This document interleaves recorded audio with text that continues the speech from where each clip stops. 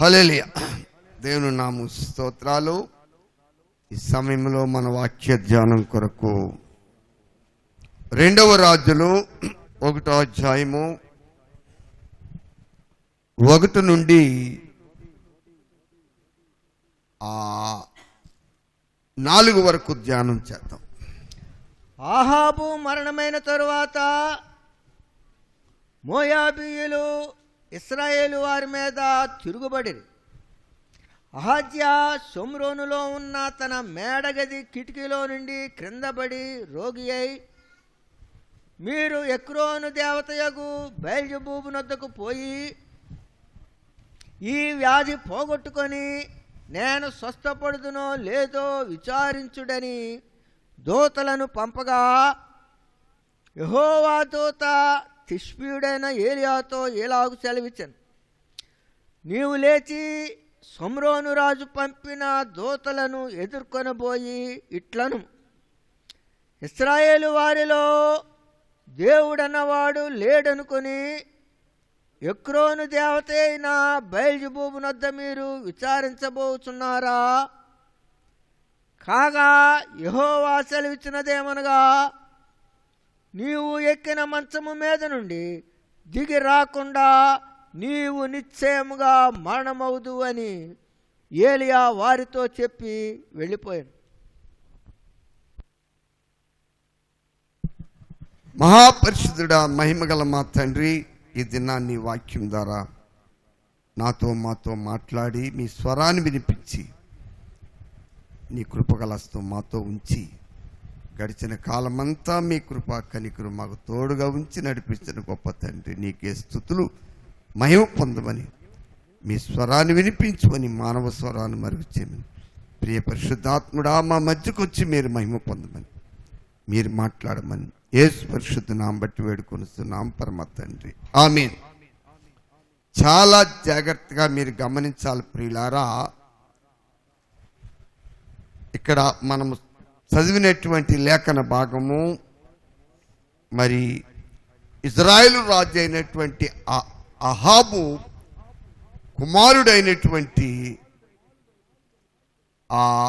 అహజ్యా, దేవుని స్తోత్రాలు. చాలా జాగ్రత్తగా గమనించాలి మీరు.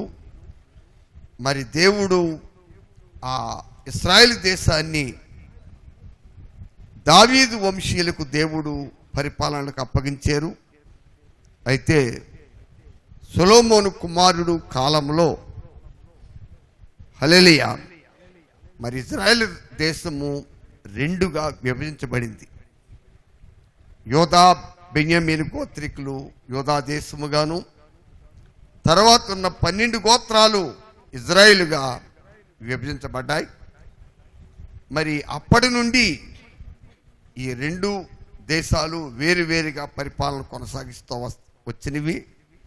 అయితే అహాబు కాలంలో మరి ఇజ్రాయేల్ రాజులందరూ చెప్పాలంటే యోధా రాజులు దేవునికి విరోధంగా నిలబడ్డారు. ఇజ్రాయేల్ రాజులు కూడా దేవునికి విరోధంగా ఉన్నారు. అయితే యోధారాజు ఆ సొలొమోను దావీదు వంశీయుల కంటే మరి ఇటు అహాబ్ వంశీయులు మాత్రము దేవునికి చాలా విరోధముగా నడుస్తూనే వచ్చారు. మరి అహాబ్ వచ్చేటప్పటికైతే ఏకంగా ఆయన అన్య స్త్రీని పెళ్లి చేసుకుని మరి ఆమె ద్వారా ఆయన దినాల్లో దేశము ఎంత భ్రష్టత్వానికి వెళ్ళిపోయిందో మరి మనకి బాగా తెలుసు. దేవుని స్తోత్రాలు, హల్లెలూయా. మీకు ఇక్కడ ఒక విషయం గమనించాలి. దేవుని ప్రజలమైన మన జీవితాల్లో మనం బాగా ఒక విషయం బాగా మనసును పెట్టాలి. ఇందాకే బిడ్డ ఉషా సాక్ష్యం మీరు వినే ఉంటారు. ఇప్పుడు మంగళవారం నాడు ఆశ్చర్యరీతిగా మరి నేను తణుకు వెళ్ళినప్పుడు చెప్పాలంటే నేను అక్కడికి వెళ్ళిన తర్వాత పౌలు గారి ఇంటికి వెళ్ళిన 2-3 నిమిషాలకే తలలోంచి విపరీతమైనటువంటి నొప్పి, ఒక నొప్పే కాదండి, ఈ 2 కంతల్లోంచి నొప్పి, తర్వాత భయంకరంగా కాలిపోయింది. అసలు నిలబడి ఒక మాట చెప్పడం కూడా ఓపిక లేని స్థితే నా పరిస్థితి. కానీ మరి పరిచర్య సమయం వెంటనే అప్పటికే టైం లేదు, ఇంకా వచ్చినప్పుడు పరిశుద్ధాత్మ దేవుడు మాత్రం చక్కని మాట మాట్లాడారు. ఆ ప్రకటన గ్రంథం 3వ అధ్యాయంలో నుండి సాధ్వీ సంఘమును గూర్చి, సాధ్వీ సంఘం మీద జీవించుచున్న అన్న పేరు మాత్రం ఉన్నది, కానీ నీవు మృతుడవే. దేవుని స్తోత్రాలు. చూడండి ప్రియులారా, మనతో దేవుని వాక్కు మాట్లాడుతున్నప్పుడు మనము మన స్థితిని బాగా ఆ వాక్యము వెలుగులో చూసుకోవాలి. మన జ్ఞానముతోనో లోక జ్ఞానముతోనో ప్రస్తుత ఈ నాశనమైపోతున్నటువంటి ఈ యొక్క మూర్ఖపు తరముతోనో పోల్చుకుంటే నీ జీవితంలో ఎప్పుడు మార్పు రాదు. ఇంకా కఠిన పరిస్థితికి వెళ్ళిపోయి రోజు మరి పతనావస్థకి మనం వెళ్ళిపోతాం. దేవునికి స్తోత్రాలు. హల్లెలూయా. మరి ఒకప్పుడు పెంతుకోస్తు సంఘం అంటే ఆకాశం ముందు ప్రకాశిస్తున్న దూతల వలె ఉండేవారు. హల్లెలూయా. వారి పని ఏంటంటే వారు సిద్ధపడేవారు అనేకుల్ని సిద్ధపరుస్తారు. వారే ఆకాశమందు మరి వారు ప్రకాశముగా ప్రకాశించే ఆ నక్షత్రాలను పోలిన వారు. అలాంటి పరిస్థితి ఈ రోజున మరి చాలా భ్రష్టత్వంలోనికి, భయంకరమైన స్థితిలోనికి చెప్పాలంటే వారికంటే అన్యులే బెటర్, అక్కడ దాకా దిగజారిందని. ఎందుకు అలా జరిగిందంటే దేవుడు తన ప్రజలను ఎప్పుడు విడిచిపెట్టాడు. మీరు ఈ 1వ రాజులు, ఈ 2వ రాజులు 1వ అధ్యాయం నుంచి 1వ అధ్యాయం అంతా చదివితే, నేను మొన్న తమ్మవారంలో దీన్ని మేము ధ్యానం చేసినప్పుడు చదివించాను. అక్కడ అహాబు ఇశ్రాయేలు ప్రజలు దేవునికి విరోధముగా వారు వెళ్ళిపోతున్నప్పుడు ఇంకా దేవుని దయ, ఆయన కనికరం వారి మీద దిగుతూనే ఉందండి. ఇక్కడ మీరు గమనించాలి. మరి అహాబు మరణమైన తర్వాత మోయాబీలు ఇశ్రాయేలు మీద తిరుగుబాటు చేశారు. ఆ సమయంలో రాజు అహాబు కుమారుడైన అహజ్యా మేడగదిలో నుండి కింద పడ్డాడు కిటికీ ద్వారా. దాని ద్వారా అతడికి రోగి అయి మంచం ఎక్కాడు. దేవునికి స్తోత్రాలు. చూడండి, మీరు గమనించాలి దేవుడి కనికరం అంటే ఏంటో. ఎక్కి తన సేవకుల్ని పిలిచి, ఒక కర్ణ పిశాచి పూర్వ దినాల్లో ఇశ్రాయేలు ప్రజల్లో మరి తన తల్లి అయిన యెజబెలు బయలుగుళ్ళు కట్టించి మరి ఈ దెయ్యపు శక్తిని ఆ దినాల్లో ఎక్కడైతే ఒక దెయ్యపు ఆరాధన ఉండేదో అక్కడ సోజ్ చెప్పేవారు కూడా ఉండేవారు. వారి పని ఏంటంటే హల్లెలూయా, పూర్వం దినాల్లో ఉండేవారు. మా చిన్నప్పుడు సోజ్ చెప్పేవాళ్ళు. ఇప్పుడు ఎక్కడ కాపాడతలేదో వాళ్ళు. బాగా మనసు పెట్టాలి ప్రియులారా. అలాగా మరి పూర్వ దినాల్లో, ఆ దినాల్లో వాళ్ళందరినీ యెజబెలే పోషించి స్థాపించిందండి. వారి దగ్గరికి తన సేవకుల్ని ఈ అహాబు కుమారుడు అయిన రాజు పంపితే, దేవుడి ప్రేమ చూడండి, దేవుడు ఏలియాను పంపి మరి ఆ దూతల్ని ఎదుర్కొనమని వెళ్ళి ఆయనతో ఒక హెచ్చరిక ఇస్తున్నాడు. ఆ హెచ్చరికలోనే దేవుని ప్రేమ మరి దాగి ఉన్నది. హల్లెలూయా. చాలా జాగ్రత్తగా మీరు గమనించాలి ప్రియులారా. యెహోవా దూత తిష్బీయుడైన ఏలియాతో ఇలాగు సెలవిచ్చెను, నీవు లేచి షోమ్రోను రాజు పంపిన దూతలను ఎదుర్కొన పోయిట్లను, ఇశ్రాయేలు వారిలో దేవుడు ఉన్నాడను, దేవుడు అన్నవాడు లేడనుకుని ఎక్రోను దేవత అయిన బెల్జెబూలు నొద్ద మీరు విచారింపబోచున్నారా? ప్రియులారా, ఇక్కడ మీరు గమనించాలి. ఏంటి దేవుడు ఈ మాట ఎందుకు ఆ రాజుకు ఒక హెచ్చరికిస్తున్నాడు చెప్పండి. గమనించాలి ఇక్కడ మీరు. ఏంటి ఆయన ఉద్దేశం? మీకు అర్థం కాలేదా? నీ తల్లి నీ తండ్రి భ్రష్టులై, హల్లెలూయా, వారు మరి ఈ రోజున నీ ఒక మరణకరమైన రోగిగా మంచం ఎక్కడానికి కానీ, ఇశ్రాయేలు ప్రజల దారి తప్పడానికి కానీ నీ పితరులు కారకులయ్యారు. అయితే మరి సమయంలో నీవు మరణకరమైన రోగంతో బాధపడుతున్నావు, హల్లెలూయా. కానీ ఇశ్రాయేలు మధ్యన నీ మరణకరమైన జబ్బు నుండి నిన్ను సంపూర్తిగా స్వస్థపరిచి నీవు పరున్న మంచం మించి లేపి నిన్ను బాగు చేయడానికి ఇశ్రాయేలు మధ్యన దేవుడు లేడనుకున్నావా? ఉన్న దేవుణ్ణి విడిచిపెట్టి, హల్లెలూయా, ఏ దేవుణ్ణి? ఉన్న దేవుణ్ణి విడిచిపెట్టి నీ తాత ముత్తాతల కాలము నుంచి ఇక్కడ వారిని స్థాపించి ఇక్కడ వారికి పూర్వం ఉన్న బలాఢ్యులైన అన్యజాతులు వారిని బయటికి పంపి మరి ఇప్పటి వరకు ఈ రాజ్యాన్ని కాపాడుతున్న దేవుడు లేడనుకునుచున్నావా? ఆయన ఉన్నవాడు అనువాడు కాబట్టి నీవు ఆయన యొద్ద విచారించక అన్యదేవతను ఆశ్రయించినందున నీవు పరుండున్న మంచము తిరిగి లేవవు. నువ్వు పరుండున్న మంచం మీద నుంచి తిరిగి లేవకుండా నువ్వు చనిపోతావు సుమా అని, హల్లెలూయా, ఏలియాని పంపి ఏలియా ద్వారా మనసు బాగా పెట్టాలి మీరు. రాజు సేవకులకు వర్తమానం ఇచ్చి పంపాడు. అయితే సేవకులు చాలా త్వరగా, మీరు తర్వాత కింద చదువుకోండి, ఆ అధ్యాయం బాగా చదవండి అందరూ, చాలా ప్రాముఖ్యమైన అధ్యాయం అది, హల్లెలూయా. మరి ఇక్కడ రాజు తిరిగి సేవకులు ఇంటికి వచ్చినప్పుడు వారిని ప్రశ్న వేసాడు, మీరింత త్వరగా ఎలా రాగలిగారు? ఎందుకంటే మీరు గమనించాలి, వారు చాలా సుదీర్ఘ ప్రయాణం చేసి, హల్లెలూయా, ఆ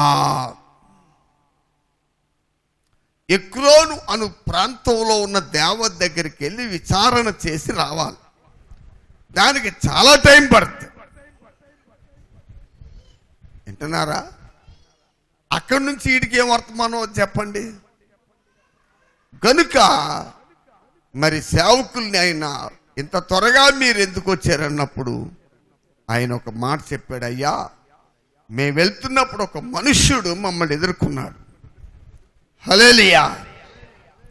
అతడు నిన్ను పంపిన రాజు వద్దకు మీరు పోయి నీవు ఎక్కిన మంచం దిగవు, సస్తావు అనే వార్త మీకు చెప్పమని చెప్పాడు అని చెప్పినప్పుడు మీరు తర్వాత చదువుకోండి.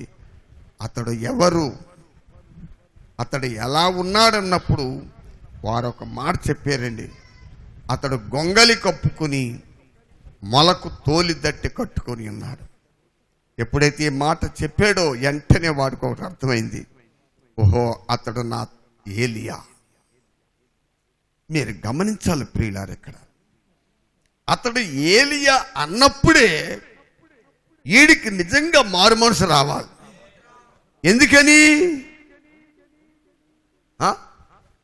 తన తల్లి పెంచి పోషించినటువంటి వందలాది మంది బయలు ప్రవక్తలు తన తల్లి సిద్ధపరిచి బయలు గుళ్ళు కట్టించి ఇశ్రాయేలు ప్రజల మీద కోపానికి కారణమైంది, హల్లెలూయా. ఆమె ద్వారా ఇశ్రాయేలు దేశం ఎన్నో సంవత్సరాలు కరువు వచ్చి ఆ కరువులో ఎందరో వేలాది మంది ప్రజలు చచ్చారు. అలాంటి టైంలో దేవుడు ఏలియాను పంపి ఏలియా ద్వారా, హల్లెలూయా, ఆకాశం నుండి అగ్ని ముందు దిగి వచ్చి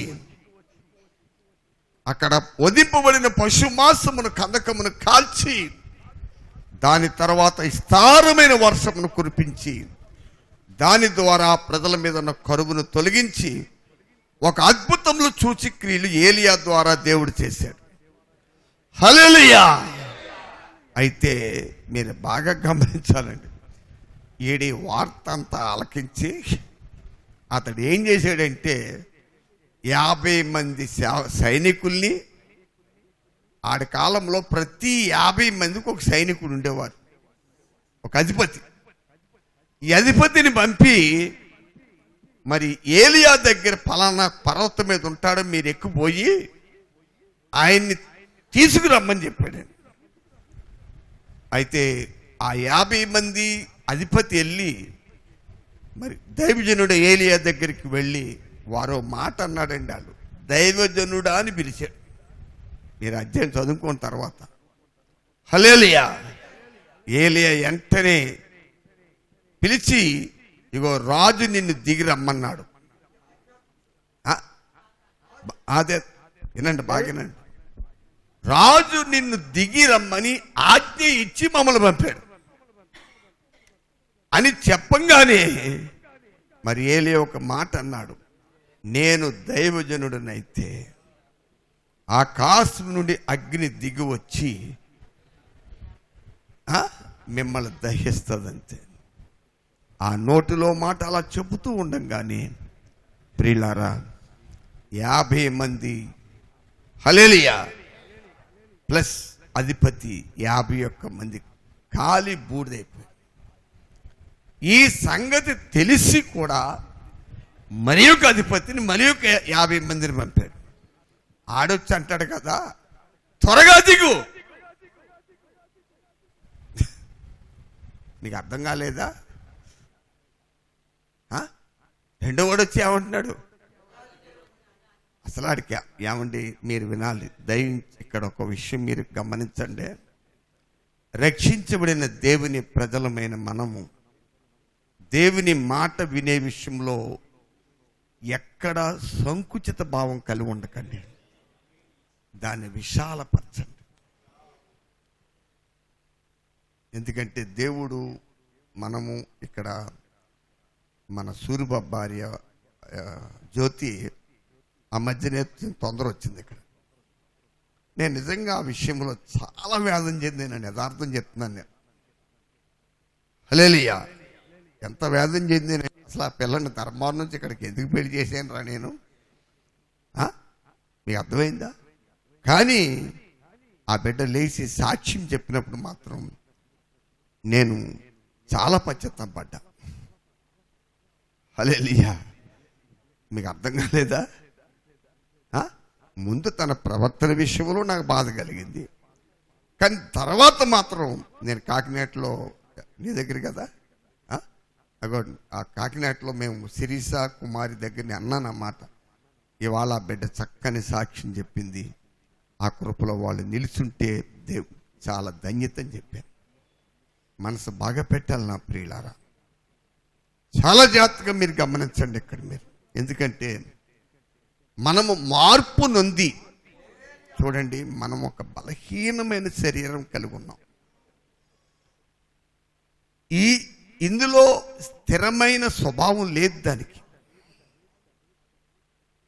ఆ స్వభావం రెల్లు వలె అది ఊగుతూ ఉంటుంది. ఎటు గాలి అయితే ఏం చేసి చెప్పండి, మాట్లాడరేవండి. చూడండి, ఎలక్షన్ సీజన్ వస్తుంది ఇంకో 2 నెలల్లో. గమనించాలి. ఇప్పుడు ఎలక్షన్ అంటే ఆడవాళ్ళకి డబ్బు, మగవాళ్ళకి మందు. బాగా గమనించాలి.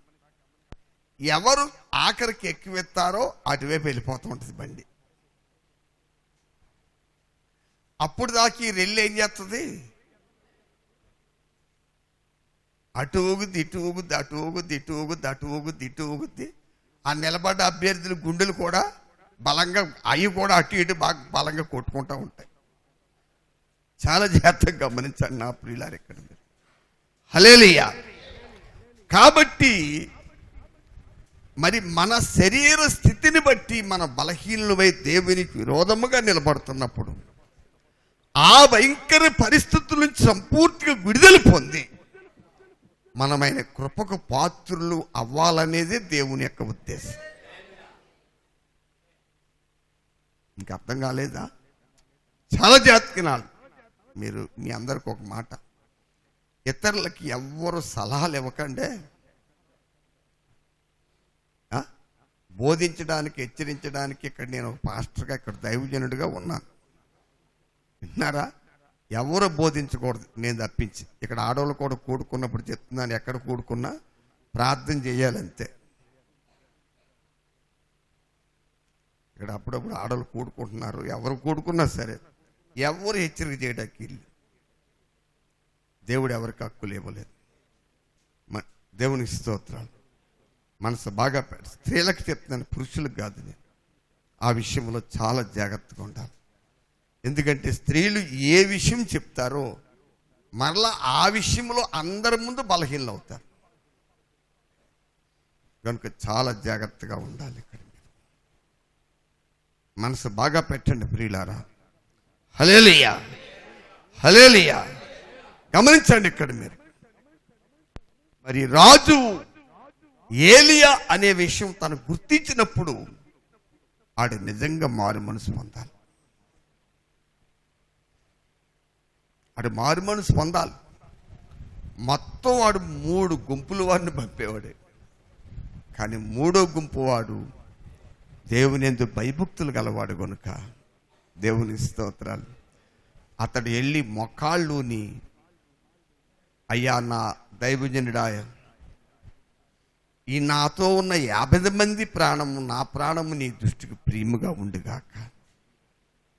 చాలా జాగ్రత్తగా నా దేవుడు నామ స్తోత్రాలు. హల్లెలూయా.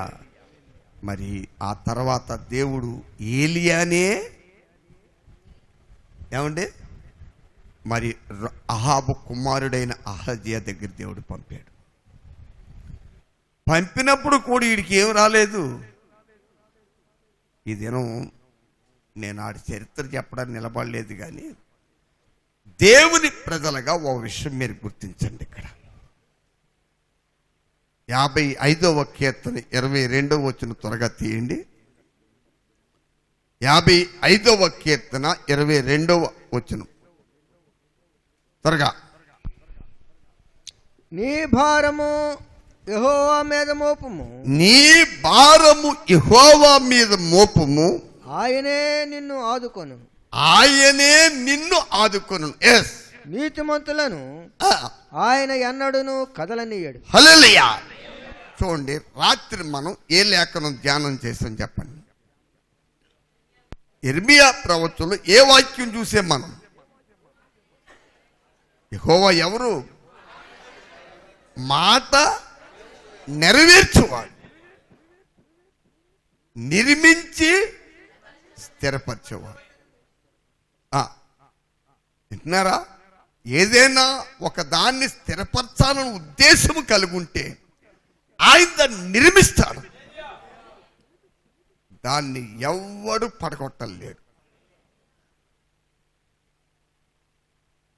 ఇదిగో నీ ముందు నేను తలుపు తెరిచి ఉన్నాను, దాన్ని ఎవడు వేయలేడు. మనసు బాగా పెట్టండి ప్రియులారా.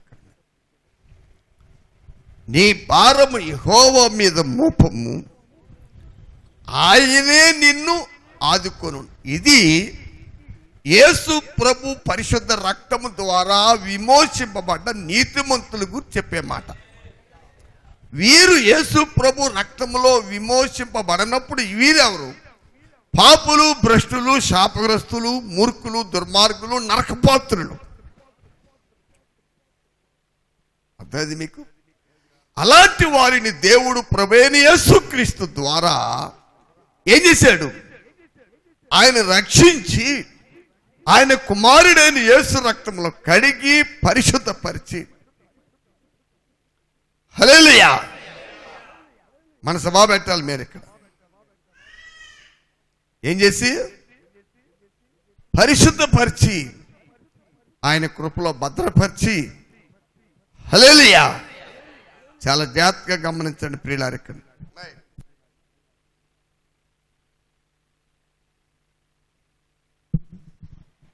గమనించండి. ఇక్కడ మీరు చాలా జాతకాల మీద పరిశుద్ధపరిచి వారిని నీతిమంతులుగా తీర్చాడు. ఆ నీతిమంతుల గురించి 55వ కీర్తన 22లో ఏ వాగ్దానం ఉంది? నీ భారము యెహోవా మీద మోపము, ఆయనే నిన్ను ఆదుకుంటాడు. ఎందుకని? నీతి మంతులను ఎన్నడూ కదల్చబడనీయుడు. నా నెత్తి మీద ఎన్ని తెల్లెంటుకలు ఉన్నాయో అన్ని అద్భుతాలు నేను ఎరుగుతాను. నేను పొందినవి, మీరు పొందినవి అనేకమైనవి. చాలా జాగ్రత్తగా వినండి ప్రియులారా. నా భాష మీకు అర్థమైందా? మన ప్రవర్తన గురించి ఆలోచించండి. నా బిడ్డ గురించి నేను చెప్తున్నాను కదా, ముందు తన ప్రవర్తన నాకు చాలా బాధ కలిగించింది. ఎందుకంటే అది కొరుకు పుండులాడిది. ఆవిడ మొట్టమొదటి ప్రవర్తించిన ప్రవర్తన ఎలాంటిది? నేను నీతిమంతురాలని అని చెప్పుకోవడానికో, లేకపోతే ఒక బుద్ధిహీనంగా, లేకపోతే పాస్టర్ గారు తప్పని ఏదో అలాగ ఏమైపోతే చెప్పండి. మాట్లాడరేమైనా? ఆవిడ ఏదో తీసుకొచ్చినది ప్రార్థన చేయించినది కాదు, కానీ మరి వచ్చిన సహోదరుడికి మాకు ఈ మధ్యన దాని వలన చాలా దూరం అయిపోయింది. అది మామూలు పరిస్థితి కాదు. ఆ విషయంలో నేను ఇప్పటికీ చాలా వేదన కొన్నాను. నా ప్రియుల మనసు బాగా పెట్టాలి మీరు ఇక్కడ. అది అర్థమైంది మీకండి. కనుక మన ప్రవర్తన దిద్దుకున్నప్పుడే, ఏమంటే వింటున్నారా, దైవ మనసు కలిగినటువంటి నేను ఆ బిడ్డ మరలా సాక్ష్యం చెప్పినప్పుడు ఏమయ్యాను? నేను చాలా ఆనందించాను ప్రియులారా. ఒక మనుషులుగా మనం చెడ్డవారు అండి, మంచివాళ్ళం కాదు, మర్చిపోకండి. ఏ మనిషి కూడా మంచోడు కాదు, నేను మంచోడిని కాదు. మన శరీర స్వభావం చాలా చెడ్డది, చాలా చెడ్డది. ఆ విషయంలో ఎవ్వరూ అతీతులు కారు. కానీ దేవుడు మంచివాడు. ఆయన వాక్కు పరిశుద్ధమైనది, ఆయన ఆత్మ నీతి గలది. ఆ నీతి గల ఆత్మకు నువ్వు విధేయురాలు అయితే మొన్న చెప్పాను మీకు, ప్రతి ఒక్కరూ ఆత్మాభిషేకం పొందేలాగా ప్రయాసపడండి, కన్నీరు కార్చండి, ప్రార్థన చేయండి. ముందు ఆత్మతో నింపబడితే ఆత్మ ఏం చేద్ది? ఆత్మ ఏం చేద్ది చెప్పండి? ఆత్మ ఏం చేద్దయ్యా? శూన్యములో గొప్ప సృష్టిని కలుగు చేస్తుంది. హల్లెలూయా. ఆదికాండం 1:1 ఏమి రాయబడి ఉంది? ఆదికాండం 1 మొదటి నుంచి ఏమి రాయబడిందండి? దేవుని ఆత్మ శూన్యములో జలముల పైన అల్లాడుచుండెను. హల్లెలూయా.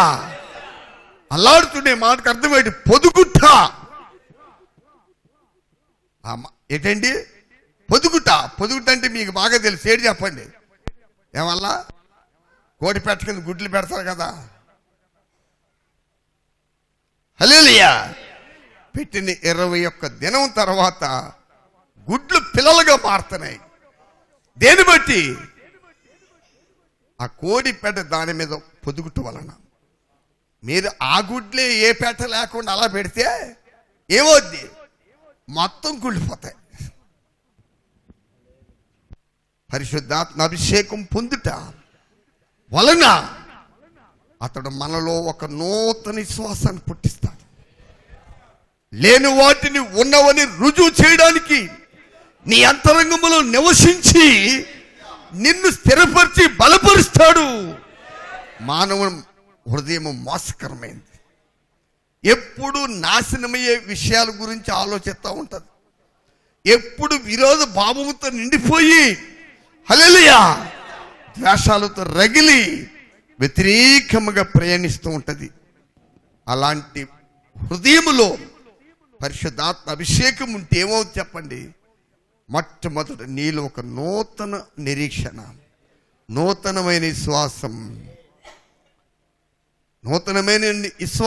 నూతనమైన నిరీక్షణ, ఒక నూతన సృష్టి. అదే నిన్ను ఏం చేసి చెప్పండి? యేసు ప్రభువు చెప్పారు, అది ఆవగింజ కాదండి, బైబిల్లో ఆ తెలుగులో అలాగ ఉంది, కానీ మర్రి గింజ. మర్రి ఇత్తనము, మర్రి కాయ వేరే, కాయ ఇంత ఉంటుంది, కానీ దాని లోపల ఉంటాయండి విత్తనాలు. ఒకటి కాదు, చాలా ఉంటాయి. పెద్ద మర్రి వృక్షముగా ఉండటానికి అందులో చిన్న ఇత్తనమే కారణం. అంత శ్వాసం నువ్వు కలిగి ఉంటే నువ్వు మర్రి వృక్షము వలె విస్తరిస్తావు. దేవునికి స్తోత్రాలు. అంటే ఆ మాత్రం విశ్వాసం కూడా లేదన్నమాట. ఉంటే ఏంటి చెప్పండి? విత్తనము చిన్నదే కానీ అది నాటబడి మొలిచి ఆకాశ పక్షులకు గొప్ప నివాసముగా మారుతుంది. ఏంటి దాని అర్థం? ఏంటి దాని అర్థం చెప్పండి?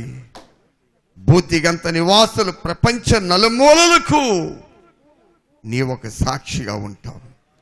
నీ నోట నుంచి వచ్చే శ్వాస మాట వారు క్రీస్తు వైపు తిరగటానికి నీవు కారకుడవుతావు. ఆకాశ పక్షులు రాత్రులు విశ్రాంతి పొందటానికి ఎలాగైతే ఆ వృక్షాన్ని ఆశ్రయిస్తాయో అలాగే అనేకులు ప్రయోజనము కొరకు, అనేకుల కొరకు నువ్వు ఉపయోగపడతావు. మనం ఏదో 4 కౌరులు చెప్తూ కాదండి.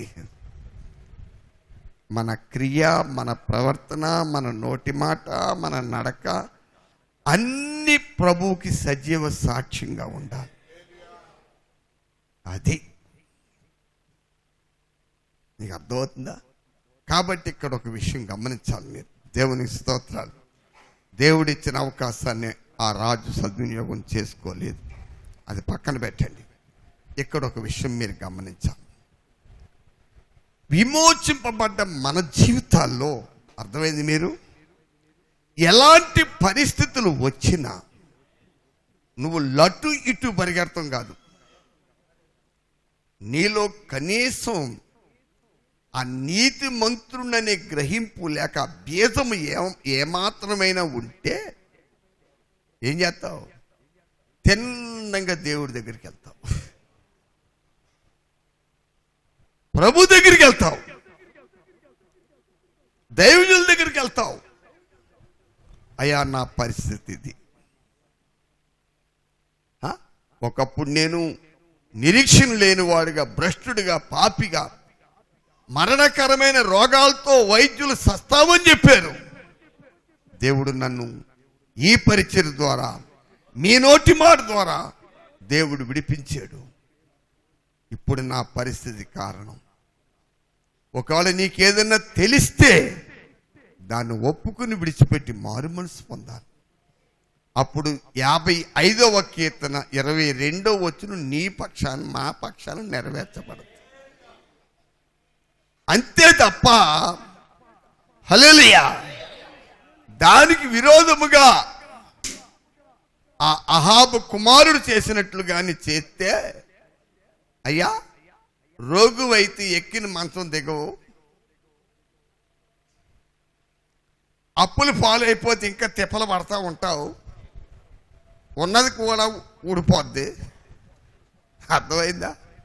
చాలా జాగ్రత్తగా దేవుడు నామ స్తోత్రాలు.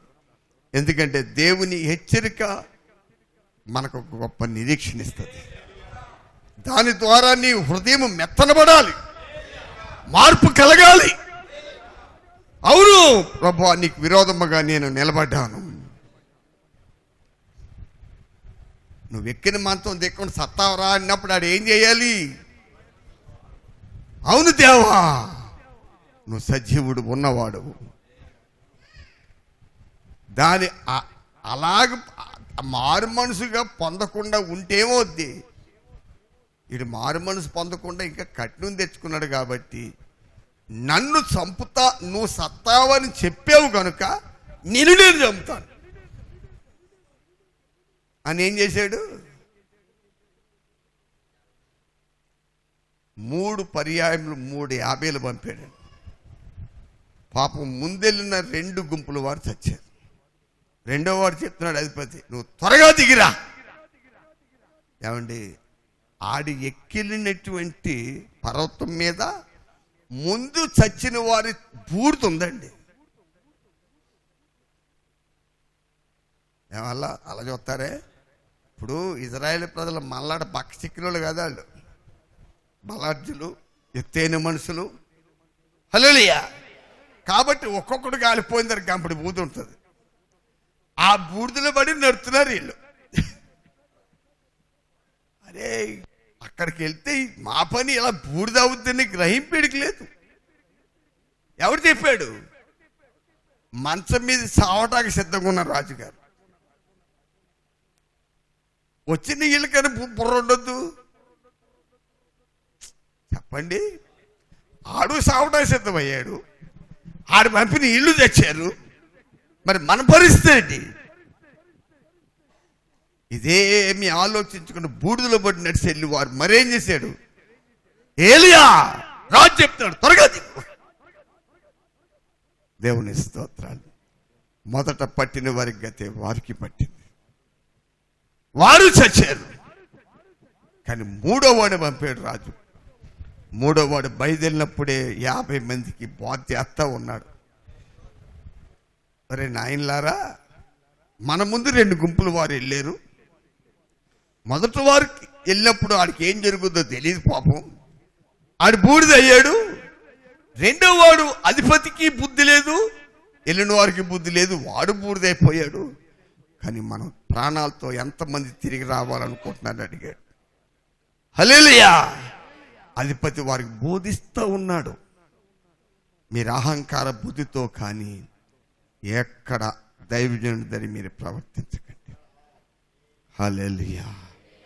మనం ఆయన దగ్గరికి వెళ్ళినప్పుడు ఆయన పాదాల మీద పడి మన ప్రాణ రక్షణ కొరకు వేడుకోవాలి. ఎందువల్ల? వెళ్ళకపోతే ఈడు చెప్పేస్తాడు.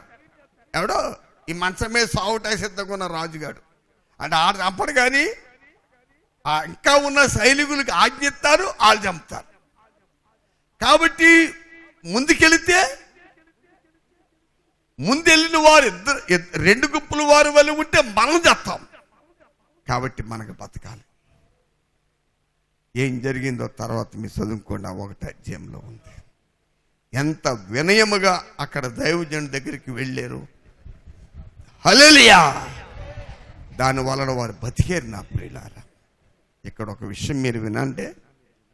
రక్షింపబడిన ప్రతి దేవుని బిడ్డ మనకున్న ఆస్తిపాస్తుల మీదో, డబ్బు మీదో, మన బలం మీదో, మన హోదాల మీదో, దేని మీద నిలబడకూడదు.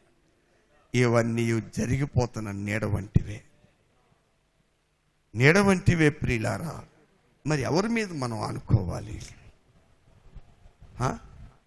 రక్షించుటకు సమర్థుడు, విడిపించుటకు, హల్లెలూయా, నాశన కుప్పము నుండి రక్షించడానికి పరలోక రాజ్య మహిమ నుడిచి భూమి మీదకి వచ్చి పాపైన మానవుని పాప పరిహారము కొరకు బలియాగముగా బలి అయ్యి పాతాళానికి వెళ్ళి మరణాన్ని, జయాన్ని ప్రకటించి తిరిగి సజీవుడిగా లేచిన యేసుక్రీస్తు నామములో దేవునికి భయపడాలి. ఆయన అడుగుజాడల్లో నడవాలి. ఆయన సంపూర్ణమైన చిత్తాన్ని నెరవేర్చాలి. అది దీవెన. అంతే తప్ప దేవునికి, దైవజనులకి వ్యతిరేకంగా ఏమీ చేయకండి. లేనిపోని శాపం. ఇగో ఇక్కడ ఒక ఆవిడ ఉంది, మహాతల్లి. నేను ఇప్పటికీ కూడా ఆవిడకి మార్పు వచ్చినట్టు నమ్ముతలేదు. నేను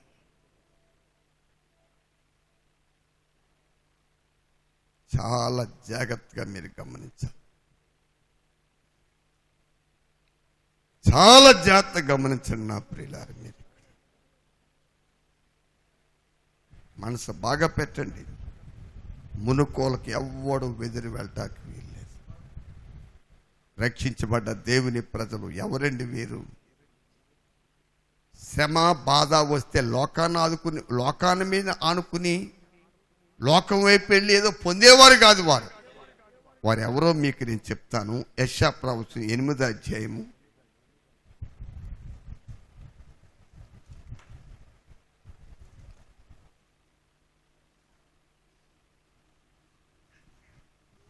8 18వ వచనం చదవండి. ఇదిగో నేనును యెహోవా నాకిచ్చిన పిల్లలను సియోను కొండ మీద నివసించు సైన్యములకు అధిపతియగు యెహోవా వలన సూచనలుగాను మహత్కార్యములుగాను ఇశ్రాయేలీల మధ్య ఉన్నాం. హల్లెలూయా. ఏమండి మీకు అర్థమవుతుందా? ఇదిగో నేనును సియోను కొండ మీద నివసించు సైన్యములకు అధిపతి యెహోవా నాకు అనుగ్రహించిన పిల్లలను, ఆ పిల్లలు కొత్త నిబంధన విశ్వాసులు ప్రియులారా. హల్లెలూయా, హల్లెలూయా. పిల్లలు ఇశ్రాయేలు మధ్య సూచనలుగాను మహత్కార్యములుగా ఉన్నారు. ఏమండి మీకు అర్థమైందా? అక్కడ ప్రభువైన యేసుక్రీస్తును గూర్చిన ప్రవచనం అది. చాలా జాగ్రత్తగా ఇదే ప్రవచనం హెబ్రీ పత్రికలో మనం చూస్తాం.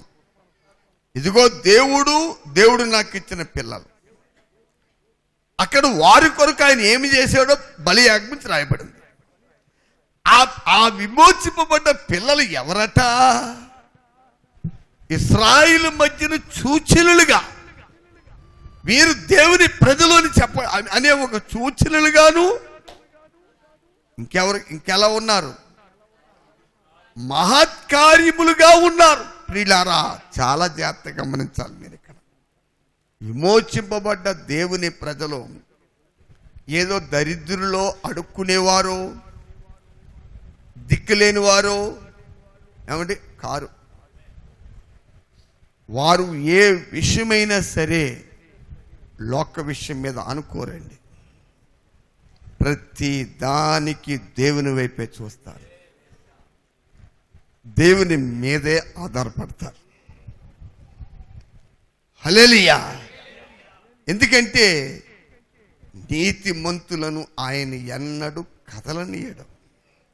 ఆయన స్థాపించాడు, ఆయన వారిని బలపరిచాడు. వారి మీద ఎన్ని తుఫానులు వచ్చినా, ఎంత బలాఢ్యులైన శత్రువులు వచ్చినా, ఎవరు ఏ దేవుడు వారిని స్థాపించాడు ఆ దేవుని సెలవు లేకుండా ఎలాంటి బలమైన శక్తులు వచ్చినా వారి నెత్తి మీద ఎంటుకు కూడా తీలేవండి. హల్లెలూయా. అర్థమైంది మీకు? నెత్తి మీద ఎంటుకు కూడా తీలేవు. మాట్లాడరే వాళ్ళ. హల్లెలూయా. దేవుని ప్రజలంటే మీరు ఏమనుకుంటున్నారు? కాబట్టి ఇదిగో దేవుడు నాకిచ్చిన పిల్లలు, వీరు సూచనలుగాను. రెండో మాట ఏముందండి అక్కడ? మహత్కార్యములు. దేవుడు మహత్కార్యములు ఏంటి, ఎక్కడుంటాయంటే హల్లెలూయా. ఇదిగో అలా క్రీస్తుదాసుని చూడండి, ఆయనే ఒక మహత్కార్యం, ఆయనే ఒక మహత్కార్యం. హల్లెలూయా. మీకు అర్థమైందా ప్రియులారా? చాలా జాగ్రత్తగా మీరు. హల్లెలూయా. ఆయనే ఒక మహత్కార్యం. లేదా సమయాలను చూడండి, లేదా లాని చూడండి, ఈయన చూడండి, వారే ఒక మహత్కార్యం. అలాగ దేవుడు మనల్ని స్థాపించాడు. అలాగ స్థాపించిన నీకు జబ్బు వచ్చినప్పుడు, బలహీనత వచ్చినప్పుడు, ఏదో వచ్చినప్పుడు నువ్వు ఎక్కడికి వెళ్తున్నావు? అన్యదేవత దగ్గరికా?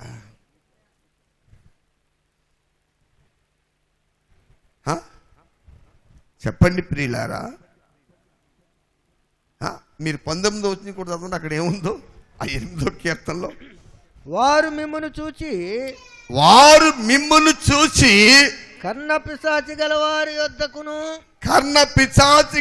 యొద్దకును కిచకిచలాడి గొణుగు మంత్రజ్ఞుల యొద్దకును వెళ్ళి విచారించుడని చెప్పునప్పుడు జనులు తమ దేవుని యొద్దనే విచారింపవద్దా? సజీవుల పక్షముగా చచ్చిన వారి యొద్దకు వెళ్ళదగునా? ఏమండి మీకు అర్థమైందా? ఆ రాజుగారితో ఏలియా ద్వారా దేవుడిచ్చిన వర్తమానం ఎందుకంటే ఈడు సజీవుడిగా ఉన్నాడు. ఆడు బతుకుతాడో సత్తాడో తెలుసుకోవడం సత్యలో జరిమమ్ముతున్నాడు. మీరు లేఖన భాగం బాగా గుర్తించాలి. చాలామంది అస్థిరులు, బుద్ధిహీనులు, అవివేకులు, తిరుగుబాటు చేసేవారు. ఏ బైబిల్ ఎలా నమ్ముతావు, వీళ్ళు అక్కడో మాట ఇక్కడో మాట ఇక్కడో మాట. అక్కడెక్కడ రాయబడిన మాటలన్నీ ఒకటిగా గ్రహింపజేసేదే పరిశుద్ధాత్మ దేవుడు. ఆయన మనతో ఉన్నాడు, ఇప్పుడు అందరితో ఉన్నాడు. కానీ మనలోకి రావాలి. మనలోకి రావటమే కాదు, ఆయన మనలో పరిపూర్ణుడు అవ్వాలి. ఆయన మనలో పరిపూర్ణుడు అవ్వాలి. కాబట్టి రక్షింపబడ్డ దేవుని బిడ్డ ముందు నువ్వు వాక్యాన్ని నమ్మి వాక్యంలో నిలిస్తే ఆ వాక్యమే నీ అంతరంగంలో ఉండి వాక్యము పరిశుద్ధాత్ముడు కలిసి నీకు విడుదలిచ్చే దేవుని వైపు చూసేలాగా గొప్ప నిరీక్షణ నీ అంతరంగంలో పుట్టిస్తాడు. అంతే తప్ప ఏమంటే నేను చచ్చిపోయేలా ఉన్నాను, నా దగ్గర ఎవడో నవ్వకూడదు, ఏం చేయకూడదు. ఒకసారి నాకు చాలా సీరియస్ అయిందండి, మామూలు సీరియస్ కాదు, నోట్లో మాట కూడా రావట్లేదు. అప్పుడు వీళ్ళు బాబు ఉన్నా నా దగ్గర. అప్పుడు మీరు ఏంటంటే సంజుకు పెళ్ళి అవ్వలేదు, అప్పుడు చాలా జాతకినాడు. అర్ధరాత్రి కాడ ఒక సహోదరితో సమాధాన పడమని దేవునాత్మ నాతో మాట్లాడుతుంది. వెంటనే నేను అప్పుడు ల్యాండ్ ఫోన్ ఉంది తెమ్మని రింగిచ్చి, నా నోటి మాట సరిగ్గా రావటం లేదండి, ఫోన్ చేస్తే ఆడు ఎత్తారు అవతల అర్ధరాత్రి కాడ. మరి వాళ్ళతో నేను సమాధాన చెప్తున్నప్పుడు చాలా వీక్ అయిపోయాను. ఈ నాన్న కన్నీరు తెచ్చుకుంటూ నేను చెప్తాను అంకుల్ అన్నాడు. ముందు ఫోన్ పెట్టేసి ఆయన చూసి నీకేమైనా జబ్బా అని ఆయన గద్దించానండి. ఎందుకు మీకు అర్థం కాలేదా? వాళ్ళ నాన్న ఏమన్నా సంజు, నేను నీకేం జబ్బు వచ్చిందా, అలా ఉన్నా నీ మొహం ఎందుకు అలా ఉంది జబ్బా అని అడిగాను. ఎందుకని చెప్పండి ప్రియులారా? మనకు మరణకరమైన రోగం వచ్చినా, మనం మరణావస్థలో ఉన్నా, దరిద్రంగా ఉన్నా, ఏ స్థితిలో ఉన్నా, హల్లెలూయా, నీతి మంతులను కదలనీయని దేవుడు, నీతి మంతులను ఆదుకునే దేవుడు, ఆయన ఆత్మ మనలో ఉంది. హల్లెలూయా, ఆయన మన మధ్యలో ఉన్నాడు.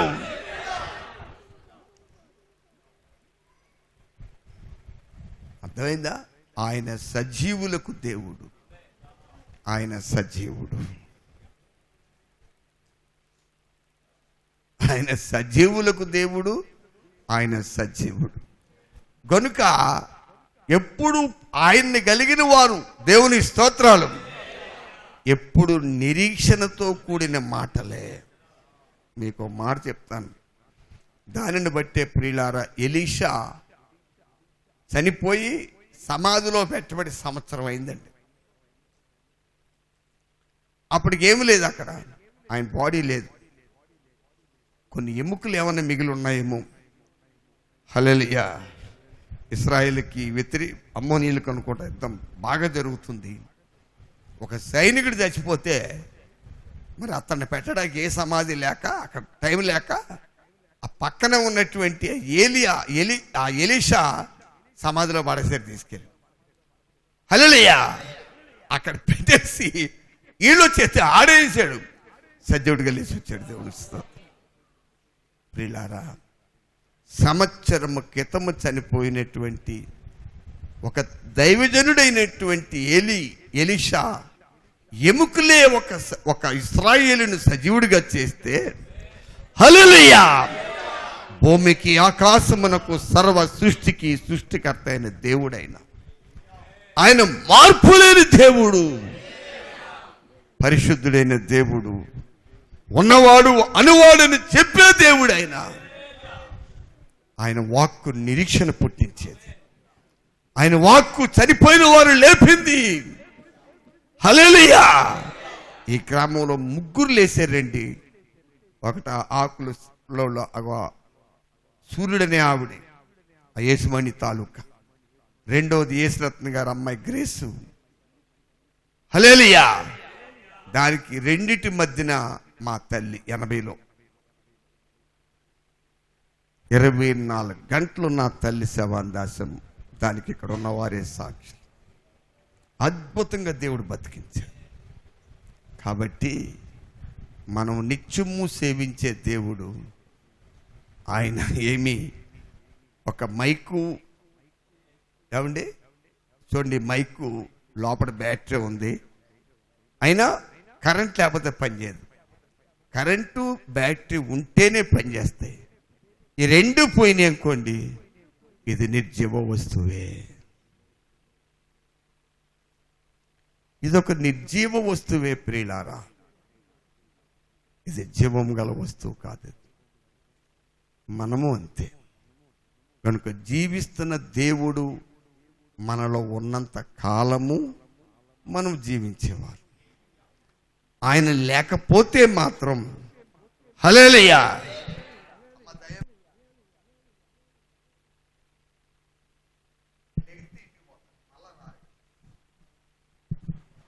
హల్లెలూయా. కాబట్టి సమయంలో అర్థమవుతుంది మీకండి, ఏ బలహీనత వచ్చినా, ఏ తొందర వచ్చినా, ఏమొచ్చినా దేవుని మీదే ఆనుకోవాలి. నీతిమంతులు అదే చేస్తారు. అందుకే నీతిమంతులను ఆదుకునేవాడని ఒక నీతిమంతుడే సాక్ష్యం ఇస్తున్నాడు. 55వ కీర్తనలో ఏమండి, ఒక మనుషుని ద్వారా దేవుడు మాట్లాడుతున్నాడు. దేవుని స్తోత్రాలు. కాబట్టి నా మాటలు ముగిస్తున్నాను నా ప్రియులారా. ఆయన సజీవులకు దేవుడు. అర్థమైంది మీకండి? గనుక మీరు గమనించాలి. హల్లెలూయా. చాలా జాగ్రత్తగా గమనించండి ప్రియులారు. ఇక్కడ మీరు మరి బతికిన వారు చచ్చిన వారి యొద్దకెళ్ళి విచారణ చేయకూడదు. హల్లెలూయా. మనం మన కొరకు శిలువలో చనిపోయిన యేసయ్య ఆయన సమాధిలోంచి తిరిగి లేకపోతే, సజీవుడిగా లేవలేదనుకోండి, మన ప్రార్థనలు కూడా వ్యర్థమే. ఆయన సజీవుడిగా లేచి తండ్రి కుడి పార్శ్వమున ఆసీనుడై ఉండి ఆయన పరిశుద్ధుల కొరకు, తన పరిశుద్ధుల కొరకు, ఆయన ద్వారా విమోచింపబడి పరలోక నిరీక్షణ కలిగిన పరిశుద్ధుల కొరకు సజీవుడిగా ఉండి యేసు ఆయన విజ్ఞాపన చేస్తున్నాడు. ఆ యేసుకి సంబంధించిన వారు, ఆయన కొరకు కనిపెట్టేవారు. ఆయన సజీవుడు, ఆయన ప్రజలైన వారు కూడా సజీవులే. కనుక అలాంటి ఒక నిరీక్షణ గల ప్రజలకి ఏ బలహీనతలు వచ్చినా, ఏ తొందర వచ్చినా వారు ఏం చేస్తారు చెప్పండి? దేవుని మీద ఆనుకుంటారు తప్ప హల్లెలూయా ఏదో ఎక్కడికో యేసు చెప్పి దగ్గరకో, లేకపోతే హల్లెలూయా హల్లెలూయా లేకపోతే ఇతరతర విషయాల దగ్గరకో, లేకపోతే డాక్టర్ సమయంలో వచ్చే శుక్రవారం 7వ తారీఖు రాత్రి నుండి మనకు ఉపవాస కూడుకులు 7 రాత్రి నుండి 9 వరకు ఉపవాస కూడుకులు. హల్లెలూయా హల్లెలూయా. సమయంలో ప్రభు మనల్ని కనికరించి మనకిచ్చిన ఈ మంచి సమయాన్ని బట్టి మన ఆత్మ ప్రాణ శరీరపు స్తుతులు స్తోత్రాలు చెల్లిద్దాం.